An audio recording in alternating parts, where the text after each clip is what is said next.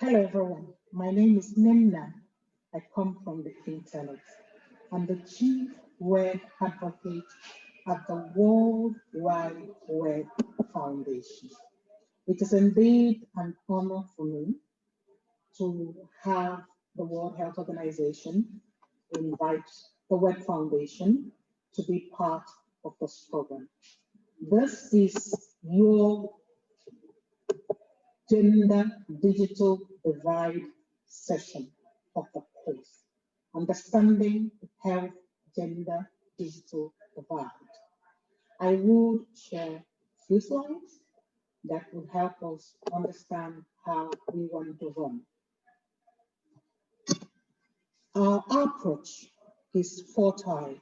First of all, I'll be speaking with someone who is a practitioner in the field, and then we will delve into the gender digital divides. We will look at the policy response to managing those divides, and we will end with how we want to bridge these gaps. My understanding is that this is a training of trainers, and so I believe that as managers, you are imparting vision to others. The first understanding, which is basic, is that you have to look at the health gender digital divide as a whole because it's an intersectional challenge. There is the infodemic, there is health, there is gender, and there is digital divide. This is critical in solving our problems. As a manager, you're investing for maximum returns, whether it is returns to the final beneficiary or to their community, to their government, and sometimes to the entire region in health, infodemic. I have put up here the digital health investment principles. It is online. You could see who have signed up to it and who is practicing it. But it does underline some key things when you're managing digital health. And this is collaboration, prioritizing national plans, quantifying costs, tracking and measure, I'm sure you know that, strengthening your own skills. That's part of what we're doing now. Aligning with national strategies, managing the maturity continuum, country capacities, global goods and sharing, and peer learning. You could check this online and see what it entails for you. However, what we want to do now is to have a quick conversation with someone who's a practitioner, who is a researcher and also a leader. Her name is Nnenna Nwakanma. We would want to find out how these principles came about and how investments, whether it is time resources, affect men and women differently, especially in times of crisis. Welcome, Nnenna. Thank you. It's good to have you today. How are you in Stockholm? We are coping. Thank you very much. The sun is shining. Right. I wanted to understand the principles. How did we get to the principles? How did we get the consensus of major health actors? Because I've seen that key global digital health actors have signed up to it. What's the story? The story behind it is Spider was present at a Wilton Park meeting, focusing on African leadership on digital health. And we had key organizations, we had digital health funders on a global scale, and we had African governments and ministries of health present to discuss the importance of leadership in digital health. And one of the things that came out of it is looking back on what hasn't worked and the issue of fragmentation in funding. And the African governments put funders, big funders, in the spotlight and said, you have all these requirements for us to understand, to build capacity, to be accountable, to report, but none of you are working together. You're all working in silos, and sometimes the people or those taking the decisions don't have the capacity to take the decisions on such an important issue.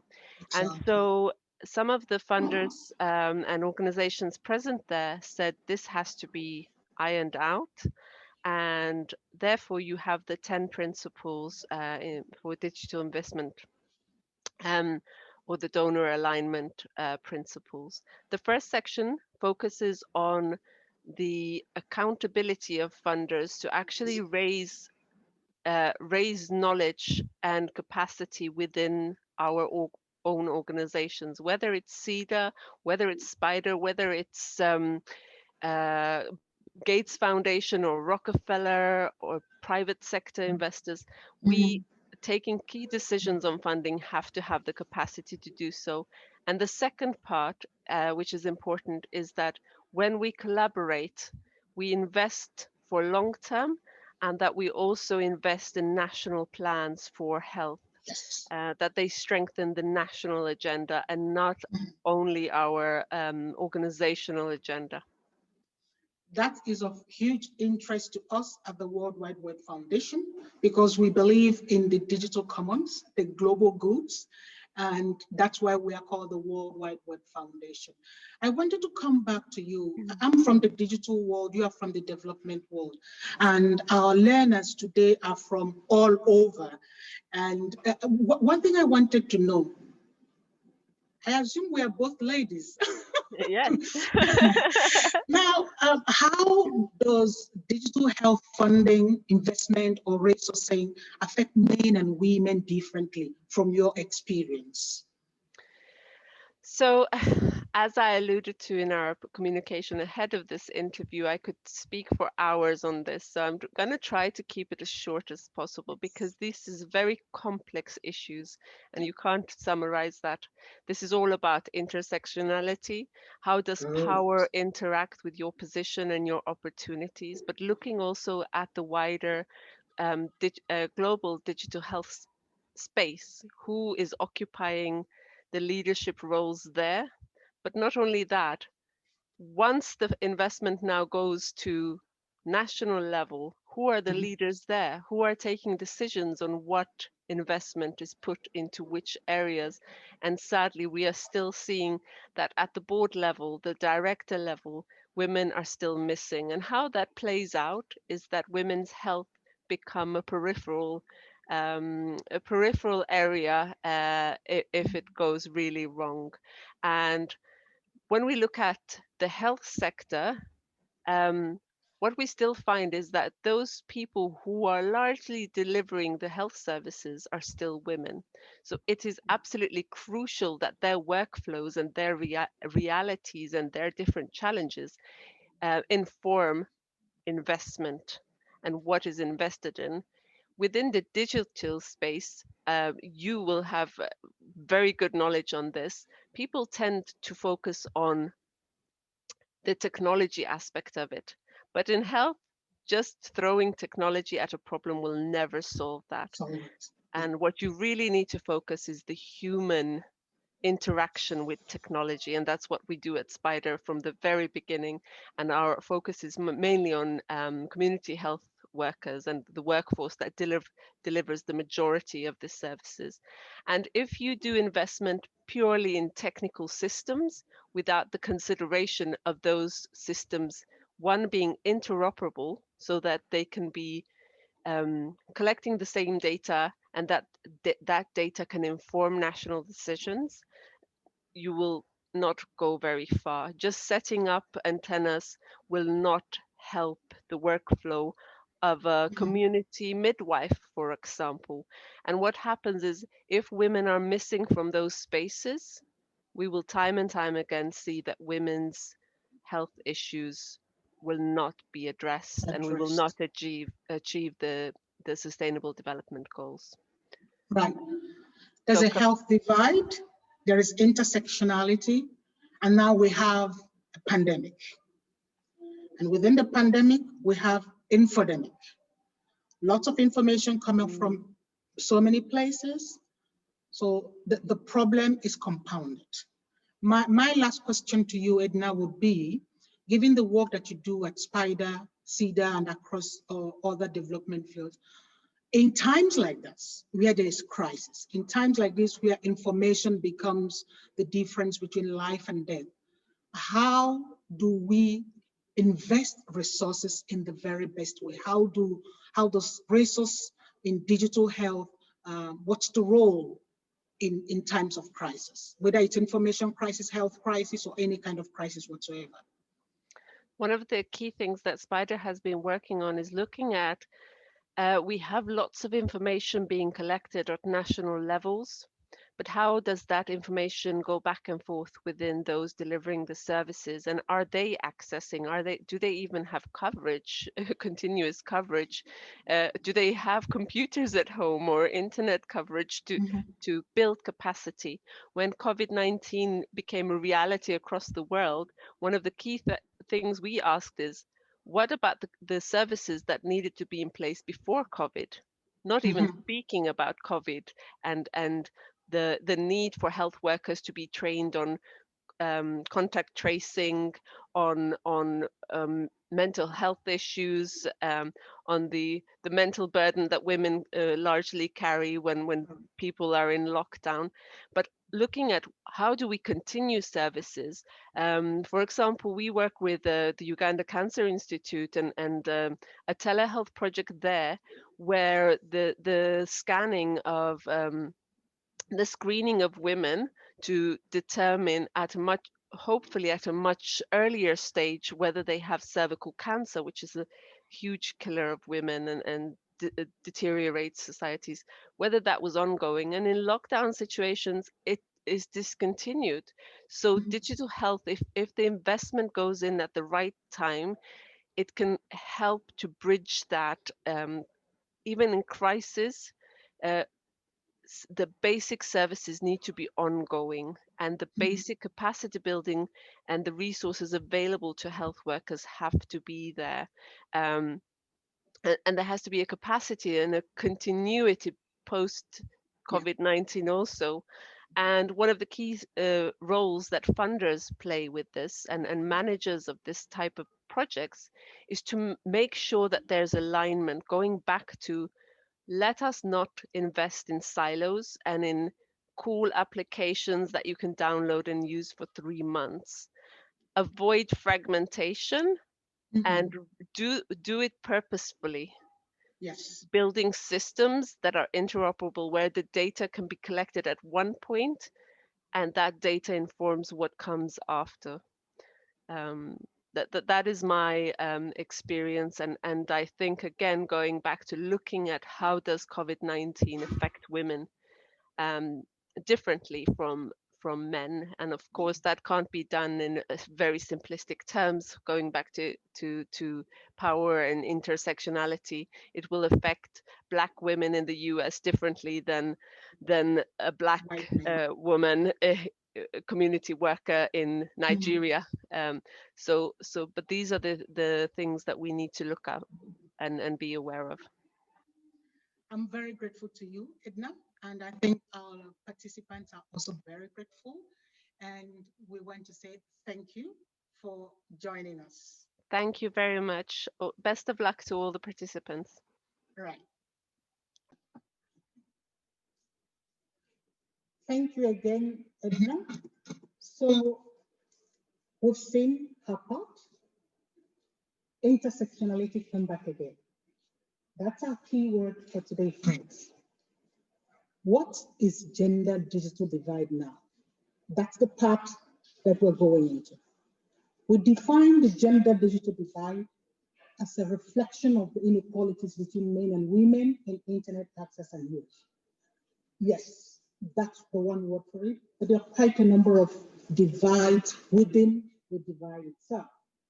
And this is what we want to go into and spend some time on it. The first divide within the divide is connectivity. Globally, about half the global population are online. But when you come to the least developed countries, you even have more of it. Our analysis at the World Foundation has found that men are 21% more likely to be online than women. And this percentage rises to 52 when you come down to the least developed countries. I would like to take one country, for example. In Africa, everyone knows Nigeria is the most populous country, but the second most populous country in Africa is actually Ethiopia. There are over 100 million people living in Ethiopia, and less than 10% have access to broadband internet connectivity. That means that you have over 90 million people who do not have broadband internet access.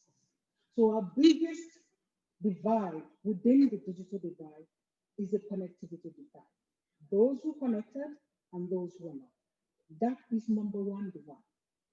The second divide is the literacy or skill divide.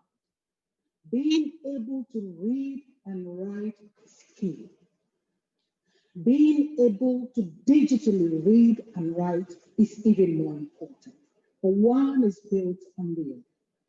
And so in a time of infodemics, in a time of crisis, in a time of pandemic, being able to read and write, being able to digitally read and write becomes the difference between life and death.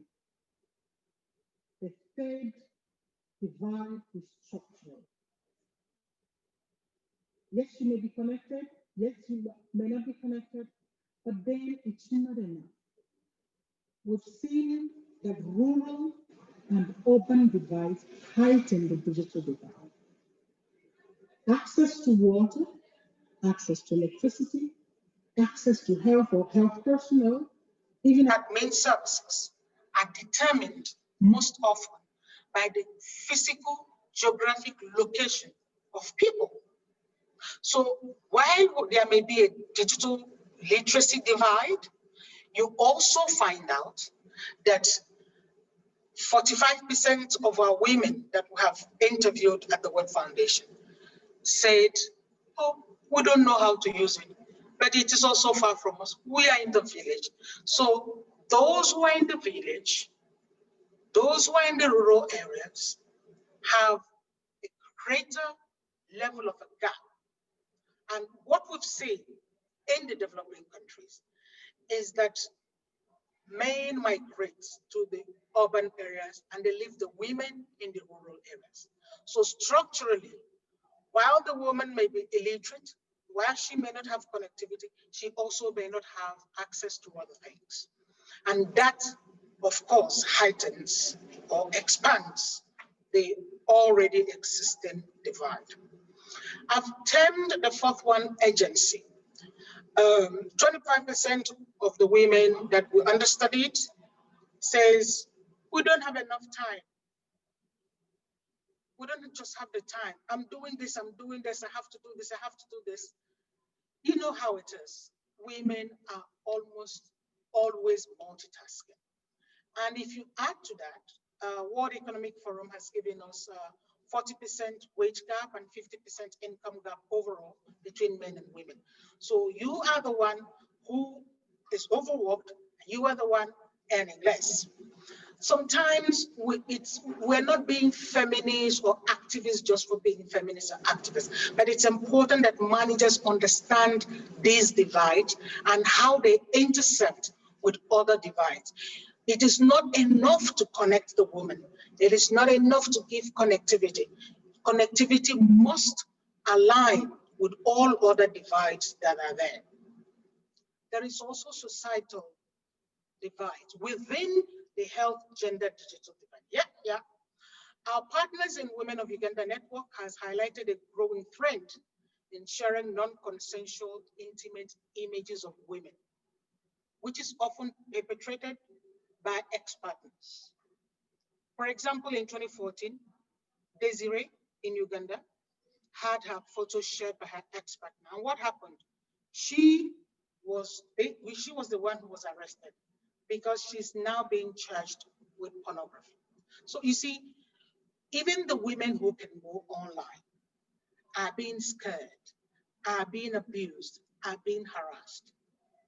You need to put all of this into perspective, that being a woman in the digital age, in infodemic, is an extra challenge. And if we understand this and analyze it well, it will tailor our policy response to it. And this is where we want to get to now. What is one policy response that we have? At the Web Foundation, our policy approach to help gender digital divide is REACT, R-E-A-C-T. It basically means to be right-based. You must have heard it on TV, on radio, everywhere. When we're talking about women, we put them under the social help. We want to help women. Women are vulnerable. Women are downtrodden. Women are poor. Talk about poor, vulnerable people, women and children. No, health is a right. Connectivity should be a right. And we believe that if you don't have a right-based approach, you'll be giving people small stuff and thinking you're helping. It's not help. It should be their right. The second is education. We talked about lack of skills. Women need skills to be able to navigate the world of infodemic. Access to broadband internet. Well, what can I say? My name is Nnenna. I come from the internet. If I'm speaking to you now, it is because I have a broadband internet access. And I can download, upload. You can download, upload. You couldn't do this course without a minimum of affordable internet access.